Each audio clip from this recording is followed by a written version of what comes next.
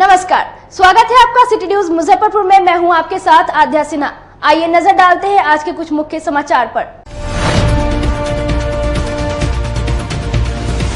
सदर थाना क्षेत्र के मझौली धर्मदास मोहल्ले में आपसी विवाद को लेकर दो पक्षों में हुई चाकूबाजी, एक की मौत। जिले में बढ़ते कोरोना संक्रमण मामले को देखते हुए जिलाधिकारी ने जिले के पदाधिकारियों के साथ बैठक कर आइसोलेशन वार्ड बनाने में तेजी लाने का दिया निर्देश। गायघाट प्रखंड के केवटसा गांव में बाढ़ के पानी में दो बच्ची की डूबने से हुई मौत, गांव में मचा कोहराम। कोल्हुआ पैगंबरपुर गांव में बाढ़ का पानी घुसने के बाद लोगों ने एनएच के डिवाइडर पर लिया शरण। और 24 घंटे बीतने के बाद भी नगर निगम शहर को जल जमाव से मुक्त कराने में रही फेल। तो ये थी आज की मुख्य समाचार। अब खबरें विस्तार से। मझौली धर्मदास मोहल्ले में दो पक्षों के बीच आपसी विवाद को लेकर मारपीट हुई, जिसमें एक पक्ष के द्वारा किए गए चाकू से हमले में एक व्यक्ति की मौत हो गई। मौके पर पुलिस पहुंचकर कर रही है कैंप। सदर थाना क्षेत्र के मझौली धर्मदास इलाके में मंगलवार की देर शाम आपसी विवाद में स्थानीय लोगों ने महादलित परिवार के घर में घुसकर चाकू से हमला कर दिया। इस चाकूबाजी की घटना में जहां मुनील राम की मृत्यु हो गई, वहीं उसके पिता बिंदेश्वर राम, चाचा रामेश्वर राम और भाई सुनील राम घायल हो गए हैं। परिजनों और पुलिस की मदद से घायलों को शहर के अलग अलग निजी अस्पताल में भर्ती कराया गया है। चाकूबाजी की घटना को लेकर 8 नामजद और 10 अज्ञात लोगों को आरोपी बनाया गया। मृतक मुनील के भाई महेश के बयान पर पुलिस ने नामजद एक अभियुक्त को जहां गिरफ्तार कर लिया है, वहीं अन्य आरोपियों की तलाशी जारी है। कर ली गई है और एक चिन्हित दोषी को गिरफ्तार भी कर लिया गया है। बाकी दोषियों को पकड़ने के लिए पुलिस की दबिश प्रारंभ कर दी गई है। वरीय पुलिस अधीक्षक महोदय, नगर पुलिस अधीक्षक महोदय, पुलिस उपाधीक्षक नगर एवं सभी पुलिस के पदाधिकारीगण एवं पुलिस बल लगातार इस मामले की छानबीन एवं दोषियों को पकड़ने में अपना कार्य कर रहा है। हम लोग इस दुखद घड़ी में उनके परिवार के साथ हैं। घायलों का इलाज चल रहा है और जिला कल्याण की ओर से जो राशि इनको दे है, क्योंकि मामला एक अनुसूचित जाति जनजाति परिवार के एक सदस्य के मृत्यु की है, हत्या की है, इसलिए इसमें जो सोशल वेलफेयर डिपार्टमेंट से दे राशि है वो आज ही हम लोग प्रयास करेंगे कि उनको दिलवाएं। और पारिवारिक लाभ के तहत हम लोगों ने उनको 20,000 रुपये की राशि दी है। राशि हम कंपनसेट नहीं कर रहे हैं, हम मृत व्यक्ति को वापस नहीं ला सकते। मेरी पूरी संवेदना, प्रशासन की पूरी संवेदना परिवार के साथ है, लेकिन इस दुखद वेला में जो प्रशासन की ओर से मदद हो सकती है हम लोग करने का प्रयास करें। घटना को लेकर मृतक के भाई महेश ने बताया कि सभी आरोपित घर के निकट ही चूड़ी कारखाना में काम करते हैं। नशे की हालत में बार बार स्थानीय लोगों से विवाद करते रहते हैं। कल देर शाम किसी बात पर हुए विवाद में आरोपियों ने सबक सिखाने की धमकी देते हुए अपने साथियों को बुला लिया। उसके बाद आरोपियों ने घर में घुसकर सभी लोगों पर चाकू से हमला कर दिया, जिसमें मुनील के पेट में चाकू लग गया। बीच बचाव करने पहुंचे अन्य लोगों को भी चाकू के वार से घायल कर दिया। मुनील की हालत खराब देख परिजन उसे आनन फानन में अस्पताल ले गए, जहां उसकी मौत हो गई। फिलहाल घटना को लेकर गांव में तनाव की स्थिति है। तनाव को देखते हुए पुलिस गांव में कैंप कर रही है। छोटा भाई मेरे दूरा के सामने से जा रहा था और मेरे चाचा थे दुआरी पे बैठे हुए थे, और उसके बाद वो पैर पे चढ़ा दिया। और उसके बाद मेरे चाचा जी बोले पैर पे क्यों चढ़ा दिया, दिखाई नहीं देता है क्या? और उसके बाद वो गाली गलौज वो करने लगा। उसके बाद बोल रहा है कि मेरे चाचा बोले कि इसके बाद तुमको जाने नहीं देंगे, इसके बाद यहाँ से, ये मेरा अपना पर्सनल निजी जमीन है, जाने का रास्ता नहीं है इसमें। उसके बाद वो बोल रहा है कि हम जाएंगे, जरूर जाएंगे, इसमें कौन क्या कर लेता है। उसके बाद घर जाने के बाद वो अपना भाई सबको बुला के ले आया। उसके बाद उसमें जितना भी दस्तगीर था, आलमगीर था, सगीर था, यही 8-10 आदमी और जिनको नहीं वही सब था। उसके बाद में वो सब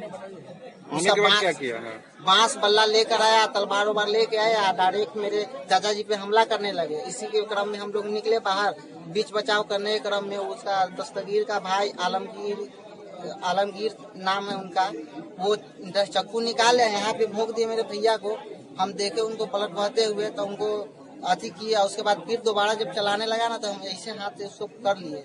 हमको लगा कुछ डंटा है, लेकिन मेरा देखे बाद में तक कटा हुआ है, भैया का भी है। और उसके बाद मेरे अंकल जी रमेशा राम है, उनको भी छुरा से यहाँ पे वार किया गया है, जिसमें 3 आदमी घायल थे, जिसमें से एक आदमी मेरे भैया मुनील राम, उनका मृत हो गया है। और वो यहाँ पे अभी कितने आदमी घायल है? 2 आदमी घायल है, 1 आदमी डेड हो चुके हैं। एक बढ़िया बस स्टैंड है ना, वहाँ पे माँ जानकी में भर्ती है, वो भी बहुत ज्यादा सीरियस है। आपका परिचय? मेरा नाम हुआ सुनील कुमार, मृतक का छोटा भाई। पुलिस के द्वारा अभी तक कुछ आश्वासन मिला है? पुलिस के द्वारा आश्वासन मिल रहा है कि हम करेंगे, लेकिन अब तक कोई कार्रवाई ज्यादा ऊंचे स्तर पर नहीं हो रहा है। इससे हम प्रशासन से दरख्वास्त करते हैं कि दोषी को जल्द से जल्द कार्रवाई की जाए, हमको फांसी का सजा मिले। गायघाट प्रखंड के केवटसा गांव में बाढ़ के पानी में 2 बच्ची की डूबने से मौत हो गई। घटना के बाद पूरे गांव में मातम पसर गया। लगातार बारिश में बढ़ा बाढ़ का खतरा, जिससे निचले हिस्सों में बाढ़ का पानी प्रवेश कर रहा है। वहीं गायघाट प्रखंड के केवटसा गांव में 2 बच्ची की बाढ़ के पानी में डूबने से मौत हो गई। बताया गया कि दोनों स्कूल के पास खेलने के दौरान ही गहरे पानी में डूब गए। लगभग घंटों बाद शव को पानी से निकाला गया।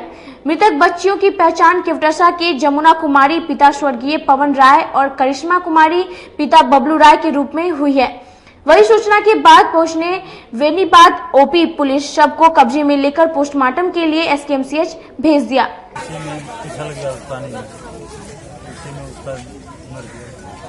कितने बजे ये घटना घटी है? 11 बजे। आपको कब जानकारी मिली इसमें? 12:30 बजे। वहाँ पर आप लोग उसको निकाले? निकाले। परिचय अपना? रणवीर है नाम है मेरा, इसी ग्राम। बूढ़ी गंडक नदी की जलस्तर में वृद्धि होने से निचले इलाके के बाढ़ के पानी प्रवेश करने के बाद स्थानीय लोगों ने NH के डिवाइडर पर अपना नया आशियाना बनाया। देखिए ये रिपोर्ट। पिछले 4 दिनों से हो रही बारिश और बूढ़ी गंडक नदी के जलस्तर में वृद्धि होने से लोगों की मुश्किलें बढ़ती जा रही हैं, जिसके कारण बाढ़ प्रभावित लोग ऊंचे जगहों तथा हाईवे के डिवाइडर का सहारा लेने को मजबूर हैं।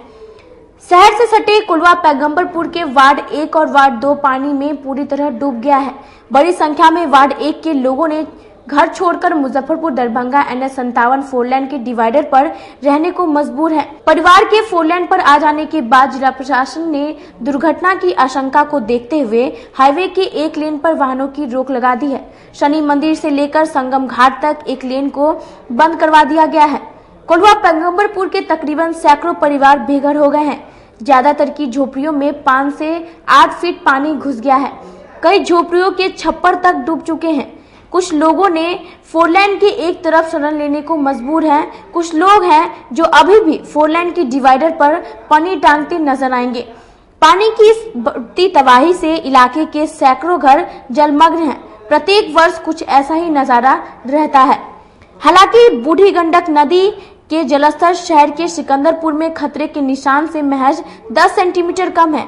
इसके बाद भी नदी के जलस्तर में 8वें दिन भी लगातार वृद्धि जारी है। जान को जोखिम में डालकर कैसे रहा जाता है, आज हम आपको दिखाएंगे। एक तो कोरोना जैसी महामारी, दूसरा पूरा बिहार बाढ़ से झेल रहा है, तीसरा बरसात रुकने का नाम नहीं ले रहा है। हम आपको तस्वीर दिखाएंगे कि ये झोपड़ी, एक झोपड़ी, 5 छोटे छोटे बच्चे, इसी में पूरा परिवार रहना, ये कितना बड़ा खतरा है, और वो भी हाईवे के डिवाइडर पर। ये कोई ग्रामीण इलाका की तस्वीर नहीं है, ये मुजफ्फरपुर NH 57 की तस्वीर है। हम दिखाना चाहेंगे कि ये छोटे छोटे बच्चे, 3-4 छोटे छोटे बच्चे, एक बूढ़ा बाबा और एक बूढ़ी दादी, ये पन्नी के घर में डिवाइडर यानी हाईवे के डिवाइडर पर ये लोग अपना जीवन जो है वो किसी तरह बसर कर रहे हैं। ना खाना खाकर, ना पानी पीकर, ना शौच जाकर ये लोग इस बाढ़ और बरसात के मौसम में अपना जीवन काट रहे हैं। हम इनसे बात करने की कोशिश करेंगे कि आखिर कौन सा ऐसा मजबूरी आ गया कि इन लोगों को डिवाइडर का सहारा लेना पड़ रहा है। क्या नाम हुआ आपका? मोनचो। क्यों आखिर क्यों ऐसी समस्या आई कि आपको यहाँ आना पड़ा? समस्या यह हुआ कि हम लोग का 1 बजे रात का पानी बुरी गंडक से लेके पलट दिया। 1 बजे में आया अचानक, हम लोग एक आदमी निकले पेशाब करने के लिए, देखे कि आ रहा था पानी, पूरे हल्ला करके पूरे आदमी जेना तेना भागे, चूल चौका सब कुछ हो गया, कपड़ा लता दुनिया जान सब हो गया। हम लोग जैसे तैसे ऊपर हो गए, हो गया के बाद में जैसे तैसे 2 दिन हम सब गुजर काटे जैसे तैसे बैठ करके। उसके बाद ब्लॉक से आए विधायक साहब अजीत कुमार, वो ब्लॉक से कह करके सीओ साहब के फोन किए। उसके बाद कथी कहता है बीडीओ साहब के फोन किए, बीडीओ साहब वहाँ से आदेश किए, वो पनिक जैसे तैसे दे दिए। वो भी पनिक है कि एक बार हवा मारेगा तो वो भी उड़ जाएगा, लेकिन कभी भी वही पनिक से समस्या अभी दूर हो रहा है। अभी तकले हम लोग का खाने पीने का कोई व्यवस्था नहीं है अभी तक। जैसे तैसे अपना लड़का फैका के होता है तो कोनो आता है 5-10 देता है, वो अपना किन करके खा रहा है। हम लोग तो अभी जैसे के तैसे ही है, अभी कोई साधन विशेष नहीं है। आपके ऐसे कितने ऐसे परिवार हैं जो कि इस हाईवे के डिवाइडर पे रह रहे हैं? ऐसे तो बहुत है, लेकिन हम अपना घर की बात बता रहे हैं कि माने हम 13 परिवार है अभी के फिलहाल में। आईना तो 100-150 घर हो गया, लेकिन अभी 100-150 घर में अभी जैसे तैसे वो लोग का तो थोड़ा बहुत है कि अपना कुछ करके खा रहा है, लेकिन हम लोग का कोई साफे आधापन नहीं है कि हम लोग कुछ कर सकें। आपके जो प्रॉपर आपके 13 फैमिली है, 13 फैमिली जो कि मीठनसरा वार्ड नंबर 1 में नहीं, मीटिंग है कोलुआ 1 नंबर, कोलुआ 1 नंबर में। लेकिन आपके जैसे कितने परिवार हैं जो कि शनि मंदिर से लेकर संगम घाट तक कितने परिवार? कम से कम नहीं होगा तो 500 घर से ऊपर है अभी फिलहाल। अभी तो धीरे धीरे आ ही रहा है, अभी 500 मोटा मोटी है लोग, अभी आ ही रहा है, धीरे धीरे अपना बना ही रहा है दूसरा। लेकिन वो लोग का अभी के डेट में अभी वो लोग का बुरा हाल हो गया। अच्छा, तो कैसे आप लोग फिलहाल जो कैसे खाना वाना खा रहे हैं, कैसे रह रहे हैं? अभी कैसे खाना खाया है, कुछ भी नहीं है। अभी जैसे तैसे मैंने थोड़ा बहुत राशन पानी अरवा चावल मिला हुआ था, वही अपन गुलती तुलती अपना बना करके जैसे तैसे ईटा फीटा जोड़ जार करके बन रहा है, खा रहे हैं। घर में कितने लोग हैं आपके झोपड़ी के अंदर? झोपड़ी के अंदर अभी तक 13 परिवार है, हम एक झोपड़ी में और तो मैंने 5-10 ऐसे तो बहुत है, अनेकों है, लेकिन हम अपना बता रहे हैं। हम लोग पानी में घोरे आप देख सकते हैं कि ये तस्वीर कोई ग्रामीण इलाका या कोई दूर दराज की इलाका की नहीं है। ये मुजफ्फरपुर से सटे कोल्हुआ पैगंबरपुर का ही तस्वीर है, वो भी NH57 हाईवे की तस्वीर है, जहाँ लोग अपने जान को खतरे में डालकर उसके बाद रहने को मजबूर है। सहारा मात्र एक ये तिरपाल है, और इसी तिरपाल के अंदर में पूरे परिवार रह रहे हैं। तो ऐसे कितने परिवार हैं जो कि शनि मंदिर से लेकर संगम घाट तक लगभग सैकड़ों परिवार रह रहे हैं। हम फिर से दोबारा दिखाना चाहेंगे, ये छोटे छोटे बच्चे, एक ही घर में भैंसे भी बांधा हुआ है, छोटे छोटे बच्चे भी हैं, बूढ़े लोग भी हैं। इसके अलावा सभी लोग इन्हीं घर में रह रहे हैं। हम बूढ़े बाबा हैं, उनसे बात करने की कोशिश करेंगे। क्या बाबा, अभी तक कुछ जिला प्रशासन से मिला है सहयोग? ना, कुछ नहीं सर, कुछ नहीं मिला है। अच्छा, कुछ नहीं मिला है। 4 दिन खाया हो गया, 4 दिन हो गया खाया दिन। तो कैसे रह रहे हैं अभी? वही मांग तान के खा रही थी। घर कहाँ है आप लोगों का? कोल्हुआ पैगंबरपुर 1 नंबर वार्ड में। अच्छा, तो कब यहाँ पे कब आए हैं? 7-8 रोज हो गया। सब लोग एक ही मड़ैया के नीचे रह रहे हैं? यहाँ एक ही मड़ैया। हमारा नाम है बातूराम। अच्छा, डर नहीं लगता है? हाईवे पे है, गाड़ी आती जाती जाने आपके नहाती है, पूरी रात बैठ के रहते हैं, सारा रात बैठ के रहते हैं। अच्छा, यही बात है सर। क्या जिला प्रशासन से कोई सहयोग मिला है? कुछ नहीं मिला है। ये वो पनीर तो मिला है कौन। अच्छा, ये पनीर कैसा है कि एक बार हवा मारेगा तो लेके चल जाएगा। तो यहाँ पे आपको तस्वीर जो है वो तस्वीर चौंका देगी कि इस तरीके की तस्वीर आज भी आपको बिहार यानी मुजफ्फरपुर में देखने को मिलेगा। हम इधर भी दिखाना चाहेंगे, ये तस्वीर मुजफ्फरपुर NH57 की तस्वीर है। ये डिवाइडर है और डिवाइडर पे लगभग सैकड़ों ऐसे परिवार हैं जो कि यहाँ पे अपना जीवन काट रहे हैं। किसी तरह की समय निकल जाए ताकि बाढ़ से हम लोगों को छुटकारा मिल जाए और फिर से हम उस घर लौट जाए जहाँ पे वो लोगों का पुराना घर है। हम आपको आगे भी लिए चलेंगे और वहाँ भी दिखाएंगे कि वहाँ की कहाँ से ये लोग आए हैं और जहाँ से आए हैं वहाँ की आखिर तस्वीर क्या है। उन तस्वीर भी हम आप तक पहुँचाएंगे, आपको दिखाएंगे कि आखिर वो लोग जो है वो डिवाइडर का सहारा क्यों ले रहे हैं। हम दिखाना चाहेंगे इधर आपको, ये तस्वीर मीठनसराय की है। मीठनसराय की तस्वीर है बूढ़ी गंडक में लगातार पानी बढ़ रही है और पानी बढ़ने के कारण जो है वो आप देख सकते हैं कि छप्पर जो है वो पानी के नीचे डूब चुका है। छप्पर, ये जो परिवार है, ये परिवार जो है वो इस हाईवे का सहारा लिए हुए हैं। ये तस्वीर बयां कर रही है कि किस तरीके की हालात मुजफ्फरपुर की है।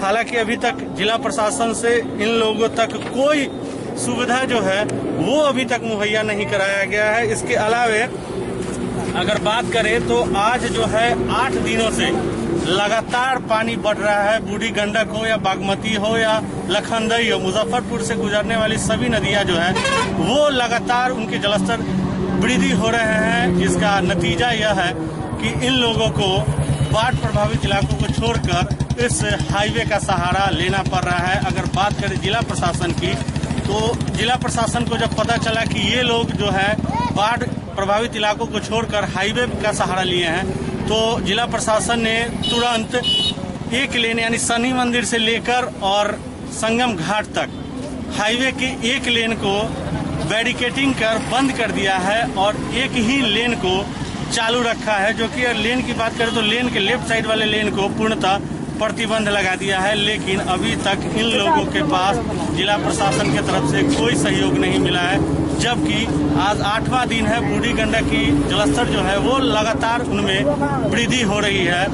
बारिश भी लगातार आज पिछले 4 दिनों से हो रही है। इसके बाद भी ये लोग जो है किसी तरह इस समय में, इस आफत के समय में अपना जीवन बसर कर रहे हैं। तो अब देखना यह दिलचस्प होगा कि जिला प्रशासन की कब नींद खुलती है, कब तक इन लोगों के लिए राशन मुहैया करवाती है जिला प्रशासन। मैं अपने सहयोगी विकास के साथ सोनू शर्मा, सिटी न्यूज मुजफ्फरपुर। इस पूरे मामले पर जिलाधिकारी ने कहा कि जो लोग हाईवे पर शरण लिए हुए हैं उन्हें शौचालय की व्यवस्था कराई जाएगी, साथ ही जल्द वहां पर कम्युनिटी किचन शुरू कराया जाएगा। लोग जो है बाढ़ के लिए अभी जो हमारी नदियां हैं वो खतरे के निशान के आसपास हैं। कुछ कुछ जगहों पर हम लोगों को ये सूचना मिली है कि लोग जो है बाहर आए हैं।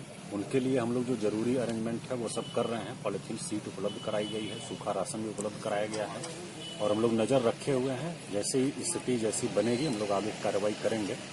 और कटरा प्रखंड में हम लोगों के औराई प्रखंड में वहाँ चूंकि तटबंध नहीं है और सीजनल नदियाँ हैं, तो उसकी वजह से खेत में गांव के चारों तरफ पानी फैल जाता है। जब नाव की बड़े पैमाने पर जरूरत पड़ती है तो वहाँ नाव हम लोग विशेष रूप से उपलब्ध कराए हैं। और जो लोग विस्थापित हो रहे हैं इससे, उन पर हम लोग नजर रखे हुए हैं। उनको जो जरूरी सहायता वो लोग उपलब्ध करा रहे हैं। नगर निगम प्रशासन शहर में 24 घंटे बीत जाने के बाद जल जमाव से निजात दिलाने में हांफ रही है। जल जमाव के कारण आम लोगों को काफी परेशानी भी हो रही है। 24 घंटे बाद भी शहर के प्रमुख जगहों पर जल जमाव से निजात दिलाने में नगर निगम प्रशासन फेल है। बुधवार को भी कल्याणी चौक, मोती झील रोड, जवाहरलाल रोड और स्टेशन रोड में 2 फीट पानी जमा रहा। इस जल जमाव के कारण इस इलाके में रहने वाले लोगों का जीवन पूरी तरह अस्त व्यस्त रहा। लोग परेशान दिख रहे थे और इस नाले के पानी में लोग आने जाने को मजबूर थे। शहर के प्रमुख बाजारों की इस हालात से मुजफ्फरपुर स्मार्ट सिटी हांफ रहा है। आम लोगों ने अपना गुस्सा निगम प्रशासन और स्थानीय विधायक व मंत्री सुरेश शर्मा पर दिखाया। अभी हम लोग पंपिंग सेट से इसको निकाले हैं, बाकी जो बचा हुआ है तो हाथ से निकालना है। बहुत बुरा परिस्थिति है, पूरा पानी घुसा हुआ है। और क्या खोल के बोलिए ना, पानी में पूरा डूबे हुए, पूरा पानी है, दुकान में डूबा हुआ है। क्या सब नुकसान हुआ है? 2 लाख से ऊपर नुकसान हो गया है। बंदरा प्रखंड के महेशपुर गांव स्थित बूढ़ी गंडक नदी में मछुआरों ने डॉल्फिन मछली को पकड़ा। नई प्रजाति की मछली को देखने के लिए आस पड़ोस के सैकड़ों लोग जुट गए। जिले में बंदरा प्रखंड के अंतर्गत टेपरी पंचायत के महेश्वरी बूढ़ी गंडक नदी में मछुआरों के जाल में एक समुद्री मछली पकड़ा गया, जिसे देखने के लिए लोगों का हुजूम उमड़ गया। लगभग 25 से 30 किलो वजन वाली इस मछली के बारे में जानकारों ने बताया कि यह डॉल्फिन की प्रजाति का प्रतीत होता है, जो शायद बाढ़ के पानी में बहकर यहां तक पहुंची है। फिलहाल क्षेत्र में पहली बार ऐसी मछली का मिलना चर्चा का विषय बना हुआ है। टेपरी पंचायत में बूढ़ी गंडक नदी में मछुआरों के द्वारा एक दुर्लभ प्रजाति की मछली पकड़ी गई, जिसे हम लोग देखने गए। देखने के समय वह आकर्षण का केंद्र बना हुआ था। लोगों की काफी भीड़ वहां पर थी और उस प्रजाति की मछली इससे पूर्व में कहीं नहीं देखा गया, लेकिन वह मृत था। हम लोग देखे और बहुत बड़ा साइज था। इस प्रजाति की मछली दोबारा ऐसा देखने को नहीं मिल रहा था। जिले में कोरोना संक्रमण से बचाव को लेकर जागरूकता रथ को जिलाधिकारी ने हरी झंडी दिखाकर रवाना किया। बुधवार को जिलाधिकारी डॉक्टर चंद्रशेखर सिंह ने जिलाधिकारी कार्यालय में 6 जागरूकता रथ को हरी झंडी दिखाकर रवाना किया। नगर निगम और नगर निकाय क्षेत्रों में यह 6 रथ कोरोना संक्रमण से बचाव की जानकारी जन जन तक पहुंचाएगा। जिला अधिकारी डॉक्टर चंद्रशेखर सिंह ने बताया कि आम लोगों में कोरोना को लेकर एक भय का माहौल बनता जा रहा है। मौसमी सर्दी, खांसी, बुखार को भी लोग कोरोना समझ रहे हैं। साथ ही उन्होंने लोगों से घरों में रहने को कहा तथा यह बताया कि रथ का मूल मकसद लोगों को कोरोना संक्रमण के लक्षण, बचाव और राहत की जानकारी जन जन तक पहुंचाना है। जिलाधिकारी ने लोगों से अपील भी की है कि कोरोना से डरे नहीं, लड़े। लोग कोरोना बीमारी जो फैली है उसके संबंध में जागरूकता के लिए, उससे बचाव के जो उपाय हैं उसके बारे में, और अगर कोई पॉजिटिव आ जाता है जांच में तो उसको क्या करना चाहिए, क्या नहीं करना चाहिए, उससे बचने का क्या उपाय है, और अगर बीमारी हो जाती है तो उससे निपटने का क्या उपाय है, इसके बारे में लोगों को जागरूक करने के लिए विभिन्न माध्यमों से हम लोग प्रचार कर रहे हैं। इसमें प्रिंट और इलेक्ट्रॉनिक मीडिया और उसके साथ सोशल मीडिया, और उसके साथ साथ हम लोग अभी चूंकि शहरी क्षेत्र में ज्यादा मामले आए हैं तो विशेषकर शहरी क्षेत्र में हम लोग एक प्रचार वाहन आज जो है प्रचार रथ रवाना किए हैं, जो कि नगर निगम क्षेत्र में और बाकी जो हमारे नगर निकाय हैं उन क्षेत्रों में भी लोगों को जागरूक करेगा। कितनी गाड़ियां हैं सर? अभी 5 गाड़ियां हम लोग निकाले हैं, 6 गाड़ी है, 6 गाड़ियां निकाले हैं हम लोग, और उसके बाद जरूरत पड़ेगी तो और उसको आगे निकालें। वक्त हो चला है एक छोटे से ब्रेक का। बने रहिए सिटी न्यूज मुजफ्फरपुर के साथ। कैरियर अचीवर्स आपके विश्वास पर खरा उतरने वाला कोचिंग संस्थान है।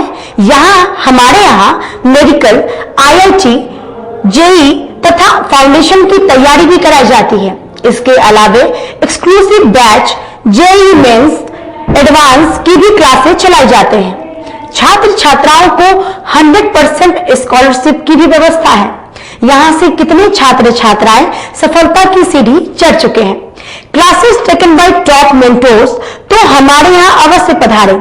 तो हमारा पता याद रखें, हमारा पता है career achievers, Mithanpura, near North Point school, और हमारा कॉन्टेक्ट नंबर है 8002479735, या फिर आप हमें कांटेक्ट कर सकते हैं 8877430251 पर। सबसे बड़ी बात तो ये है कि हम चाहते हैं कि हमारे इस मिशन में हमारे बच्चे गंगा पार करके उस पार नहीं जा पाए। यही नहीं, मिशन तो तब सक्सेसफुल होगा जब गंगा पार के बच्चे यहाँ एडमिशन लेने के लिए मार करेंगे। इसी आशा के साथ इंस्टीट्यूट तो हम लोग चला रहे हैं, अपने बच्चों को खुश करने की कोशिश कर रहे हैं। बच्चों को मैंने यही कहा है, तुम अपना समय दो, मैं तुम्हें आसमान की बुलंदियों पर पहुंचा दूंगा। मुजफ्फरपुर की शान और अपने कलाकृतियों से बॉलीवुड के स्टारों में अपनी पहचान बना चुका बाबा की दुकान लहठी भंडार पिछले 50 वर्षों से आपके पसंद का ख्याल रखती है। यहाँ से लाह की बहुरानी सेट बॉलीवुड की स्टार ऐश्वर्या राय ने अपनी शादी में पहनी थी। यहाँ से राजनीतिक गलियारों के नामचीन चेहरों की दुल्हन भी सजी थी। हमारे यहाँ शादी सेट, बहुरानी सेट, जयमाला सेट, लाह के फैंसी आइटम कुशल कारीगरों द्वारा निर्मित कराई जाती है। इसके अलावा चूड़ा सेट, कंप्यूटर चूड़ा, कुंदन चूड़ा, वाटरप्रूफ चूड़ा, सुंदरी 3 बुंदिया, बंग बंगरी, हिंगलू, पात चूड़ा, जंगली चूड़ा का भी निर्माण अपने कारीगरों द्वारा कराती है। यही नहीं, लाह से बनी कान का टॉप्स, रिंग, नथ, गला का हार, मांग टीका, पेन स्टैंड, हाथी, बिछिया, ग्लास, करा भी बनाती है। तो एक बार हमारे यहाँ अवश्य पधारे। बाबा की दुकान लहठी भंडार, इस्लामपुर, मुजफ्फरपुर। हमारा कॉन्टैक्ट नंबर है 9308620444। 40-50 साल से जो हमारी दुकान है, ये बाबा की दुकान लहठी भंडार, समझे ना, पुश्तैनी हम लोग का काम ही है। और हमारे यहाँ जो है जितने भी है, जैसे कि ऐश्वर्या राय के यहाँ लहठी गया, हमारा सचिन के यहाँ गया है, और आपके जो है तेज प्रताप सिंह, अभी लालू प्रसाद के लड़के की शादी हुई है, उसमें भी लहठी भेजा गया था। और हमारे यहाँ जो है ना बहुरानी सेट है, जैसे कि है कुंदन सेट है, और जैसे कि हम लोग जो डिज़ाइन जो है सेलेक्ट करते हैं जो लगन के ऊपर जो है, जैसे कि कस्टमर का चॉइस देखते हैं हम लोग हैं, उसी टाइप से हम लोग जो है माल तैयार करते हैं। और कलर है मैचिंग, हमारे यहाँ सबसे विशेषता है कि हर तरह के लहंगे का जो है ना मैचिंग तुरंत हैंड टू हैंड हम लोग लगा के दे देते हैं। हम पढ़ाते नहीं, हम बच्चों में विश्वास जगाते हैं। Christ Jyoti international school, based on CBSE curriculum with co-education. इस स्कूल में प्रत्येक विषयों के लिए अनुभवी शिक्षकों का समूह है। विद्यार्थियों को अलग से ट्यूशन पढ़ने की आवश्यकता बिल्कुल नहीं है। बच्चों को प्रत्येक विषयों के लिए अलग से अतिरिक्त कक्षाएं दी जाती हैं। साइंस और कंप्यूटर लैब की व्यवस्था के साथ उत्तम खेल कूद के लिए बड़ा सा कैंपस भी है। नर्सरी के बच्चों को खेल कूद की विधि से पढ़ाई जाती है। केंद्रीय माध्यमिक शिक्षा बोर्ड पर आधारित पाठ्यक्रम से कक्षा प्ले हाउस व नर्सरी से अष्टम वर्ग तक ये नामांकन प्रारंभ है, तो नामांकन के लिए तुरंत संपर्क करें। हमारा पता है Christ Jyoti international school, Dharmodaya स्थली, माधोपुर सुस्ता, मुजफ्फरपुर। ग्रुप में ज्वाइन किया क्राइस्ट ज्योति स्कूल को, और यहाँ की व्यवस्था, यहाँ के पेरेंट्स सारे लोग पूरी तरह से बच्चों की पढ़ाई के प्रति जो केयरलेस थे, मैंने उन्हें जागरूक करने की कोशिश किया और उस व्यवस्था को बदलने के लिए मैं हर संभव प्रयास करती हूँ। जहाँ तक हो पाएगा मैं इसे आगे बढ़ाऊंगी। इसे आगे बढ़ाना ही मेरा कर्तव्य है। भारतीय जनता पार्टी पूर्व जिला अध्यक्ष, पूर्व प्रदेश उपाध्यक्ष बिहार भाजपा, वर्तमान अनुशासन समिति सदस्य बिहार भाजपा। मैं मुजफ्फरपुर वासियों से और बिहार वासियों से और भारत के वासियों से निवेदन करता हूँ, मेरा आग्रह है कि आप कोविड-19 से बचने के हर उपाय को अपने जीवन में उतारें। जैसे कि बहुत ज़रूरी हो तो घर से बाहर निकलें, अन्यथा घर में रहें, और अगर बाहर जाते हैं, लौटते हैं तो अपने हाथ को सैनिटाइज करें, एक सैनिटाइजर अपने पॉकेट में रखें, मास्क ज़रूर लगाएं, और मास्क लगाने के बाद जब ज़रूरी काम से बाहर जाते हैं, घर में वापस आते हैं तो हाथ को सैनिटाइज करें, पैर को धोएं, फिर बाहर अपने चप्पल को छोड़ दें, जूता पहन के जो गए हैं और अंदर से चप्पल मंगाकर अपने घर में घुसें।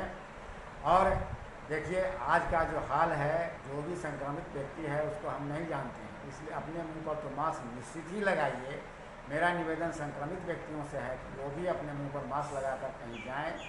हालांकि उनको क्वारंटाइन होना है, अपने को सिर्फ आइसोलेशन में रखें, क्योंकि जब आप मास्क लगाएंगे, दूसरे से मिलेंगे तो उनको संक्रमित होने का संभावना बहुत ही कम रह जाएगा, 1.5% मात्र रह जाएगा।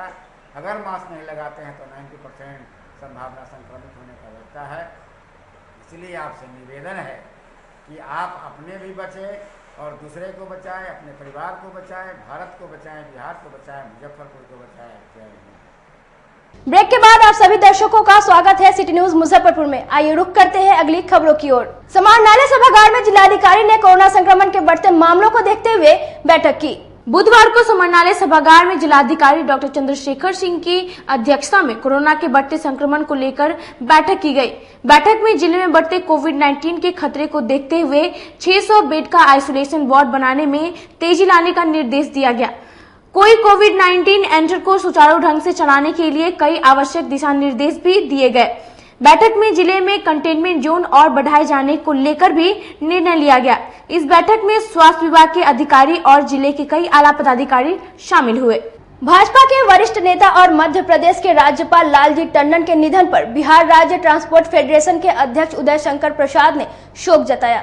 भाजपा के वरिष्ठ नेता और मध्य प्रदेश के राज्यपाल लालजी टंडन की निधन पर बिहार राज्य ट्रांसपोर्ट फेडरेशन के अध्यक्ष उदय शंकर प्रसाद सिंह ने गहरा शोक व्यक्त किया। उन्होंने कहा कि देश के एक महान व्यक्ति को हम लोगों ने खो दिया। हमारी बहुत सी यादें उनसे जुड़ी है। जब वे बिहार के राज्यपाल थे, उन्होंने राज्य के विकास में अपना योगदान दिया था। आज बहुत ही बिहार के लिए दुख का समय है। ऐसे नेतृत्व करने वाले, ऐसे गार्जियन बिहार का लालजी टंडन साहब महामहिम आज नहीं रहे।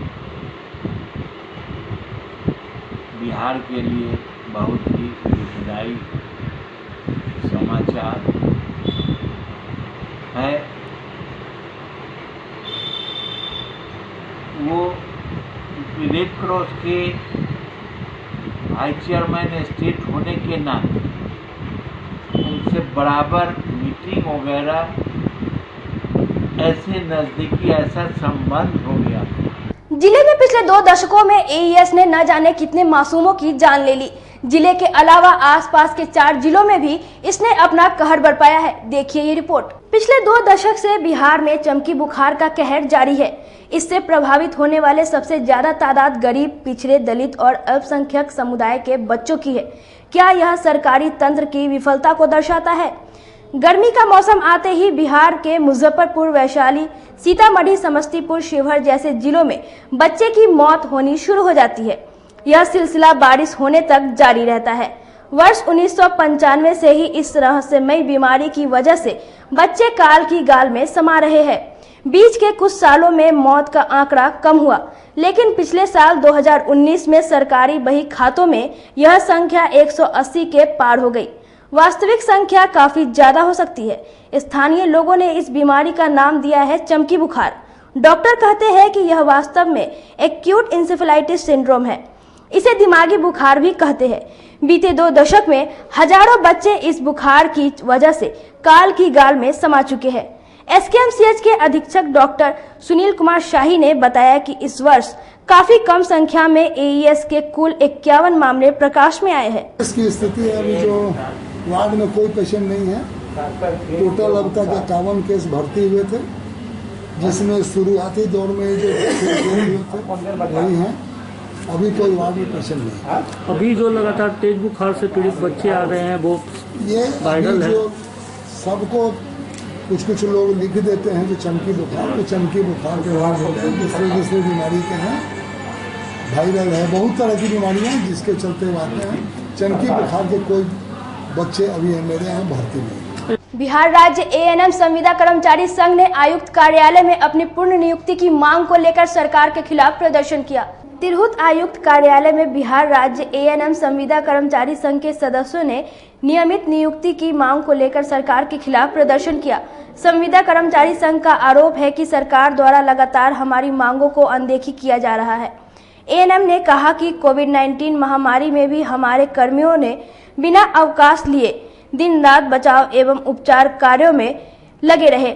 इसके बावजूद सरकार को हमारी कोई चिंता नहीं है। के लिए मांग पर धरना पर बैठे हुए हैं। हम लोग 13 वर्षों से अनुबंध पे कार्यरत हैं। 2016 में हम लोग का अप्लाई हुआ था। 19 में रिजल्ट निकाल कर कुछ लोगों का अस्थायी किया गया है। 6393 पद पे नियमित नियुक्ति की गई है और हम लोग को छोड़ दिया गया। हम लोग 13 वर्ष से अनुबंध पर कार्यरत हैं। हम सरकार से यह बात पूछना चाह रहे हैं कि किस आधार पर जिसके पास कोई एक्सपीरियंस नहीं था उन लोग का बहाली कर लिया गया है और हम लोग 13 वर्ष से स्वास्थ्य सेवा दे रहे हैं, फिर हम लोग का बहाली क्यों नहीं किया गया। आज के लिए बस इतना ही। कल फिर मिलेंगे कुछ नई खबरों के साथ। तब तक मुझे और मेरे पूरे न्यूज टीम को दीजिए इजाजत। नमस्कार।